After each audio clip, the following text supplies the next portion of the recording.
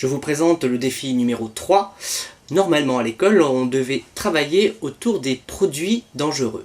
Souvenez-vous, pour ceux qui étaient là l'année dernière, on avait déjà travaillé sur les comportements dangereux, ce qu'il fallait éviter dans les cuisines ou ranger les produits un peu dangereux. On avait aussi trié des objets qui étaient dangereux, des objets qui n'étaient pas dangereux. Par exemple, la poche en plastique pouvait être dangereuse si jamais on la mettait sur la tête. Donc là, on va se concentrer sur comment se classent les produits toxiques ou dangereux. Alors pour ce défi photo par contre, vous devez impérativement le faire avec papa ou maman. Je vous montre des petits exemples. Comment reconnaît-on un produit dangereux? Tout simplement parce que sur un produit dangereux, on verra un petit signe qui est toujours dans un carré rouge, enfin un losange rouge. Par exemple, sur une boîte de lentilles, une boîte de lentilles c'est pas dangereux du tout si vous en avalez, vous verrez qu'il n'y a aucun losange rouge. Chez moi, j'ai retrouvé quelques produits où on peut retrouver un carré rouge. Par exemple, ça c'est de l'anticalcaire, c'est pour détartrer en fait. Voilà, donc on voit le carré rouge ici. Ça c'est ce qu'on appelle du Tipex, c'est du blanc. Alors, vous voyez, ce produit, il a 3 losanges rouges. Ça c'est un produit pour nettoyer les lunettes, et derrière, on voit qu'il a aussi un losange rouge. Ça c'est de la lessive, et derrière, on voit un losange rouge. Donc, c'est un produit où il faut faire attention.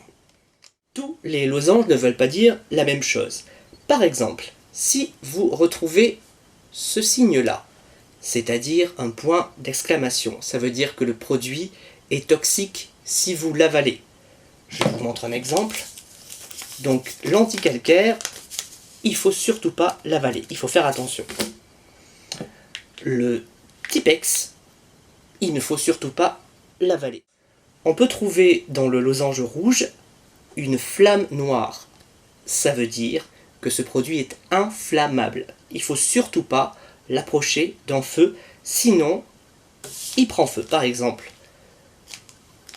ce produit pour nettoyer les lunettes, quand on regarde derrière, il faut faire attention de ne pas l'approcher des flammes. Je reviens au Tipex. Le Tipex aussi, il ne faut pas l'approcher des flammes.